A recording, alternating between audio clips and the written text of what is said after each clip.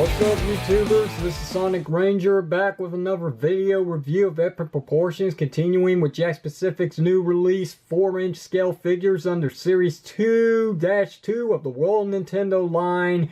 And here we have Skull Kid, rare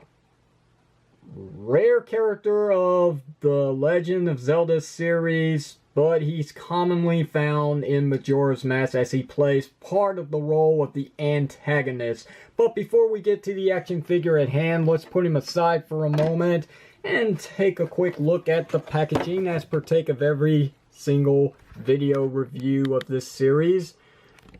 And yes, it is quite the confusement, just like Princess Zelda's packaging. It's Toon Link on the packaging for some reason instead of Majora's Mask Link.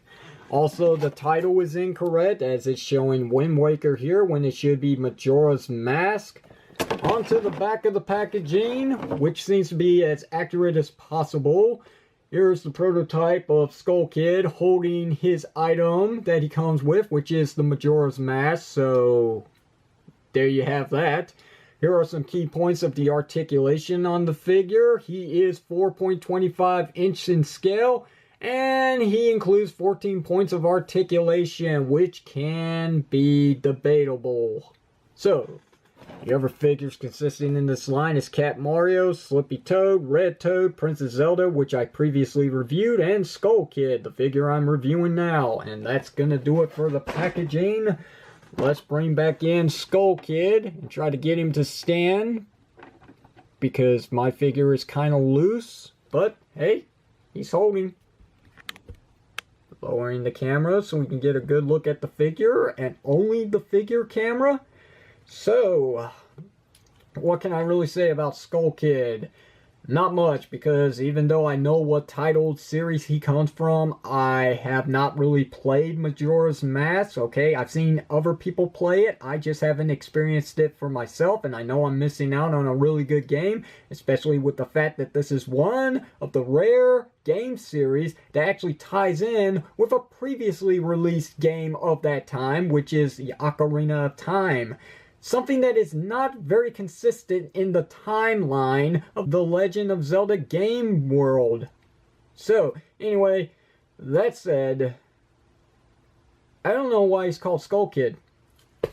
I don't know. I don't even think they've ever mentioned the reason why he's called Skull Kid. He doesn't have a skull for a face, but if I really had to throw out a guess, it's probably because of the structure of this character. He does look pretty bony, or you could say very skeletal, so yeah, maybe, probably not. But hey, whatever, it's one of those names I didn't come up with. I didn't come up with this character, so why should I have any say in it? But having said that, the figure is pretty nice and looks very accurate to his video game counterpart, which, you know, the video game counterpart doesn't have these big holes in the front of his face, if you can call this his face, but yeah, it looks like a coconut head with a bird beak. Yeah, weird. Well, whatever, I mean, the Legend of Zelda game world does have some weird characters. Still though, pretty cool. I am going to throw out one little nitpick about this figure, and it's not the loose joints on him. It's actually the fact that this is one of those rare action figures that is pre-posed at the upper torso to the hip points down below. That's going to hurt a little bit in the displaying options of the figure, but hey, if you can get something out of it, it's better than nothing, right? And he does feature a lot of articulation, and I think this is more than 14 points, which the packaging mentioned in the back. He does have a swivel head, he has ball-jointed shoulders to get some inward and outward movement about this much up, and a lot down. You can get a good 360 rotation. The elbows are actually rotatable, as you can see. There's an upper rotation, and there is a single hinge joint to allow at least 90 degrees bending. The wrists do have rotation, and there's also a hinge joint to allow some inward and outward movement to the hands. Waist does rotate, it's pretty tight on my figure, and that seems to be the only point of articulation that's actually tight on this figure. Hey, your results will vary. The legs are universal. They do go up actually quite a bit because of how soft this rubber bit here is. You know, the skirt is actually split as well. It's got a nice cut, so that does work out in the figure's favor. It does go back just a little bit, not much. There is actually a split to the legs. You can get them to split out pretty good, but due to the fact that this figure does not have any ankle rocker pivot to the feet, you're not really going to get much play in displaying this figure.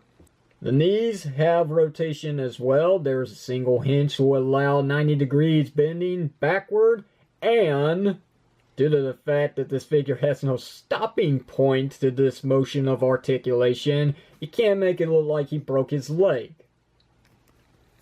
And the last point of articulation on this figure is a hinge joint to allow up and down movement for the feet. So, like I said, there's a lot of posing that can be done out of this figure, but with the pre-posed position on this character, it's going to look sort of whacked in some ways. But hey, if you can get something out of it, it's better than nothing, right? So, you know, I don't really have to say that again. Is this really going to do with the figure? I'm not really going to be able to get him to stand on his own. He's just going to fall over with how loose his joints are on my figure. Like I said, your results will vary. But to show off his accessory real quickly, the Majora mask is the main attraction to this action figure. I mean, this looks fantastic. It looks perfect. It's definitely accurate as possible with the mask from the video game. And this is all paint here. There's actually some sculpting underneath, but the paint is the feature. I mean, this is just all the vibrant colors being used here. Very accurate.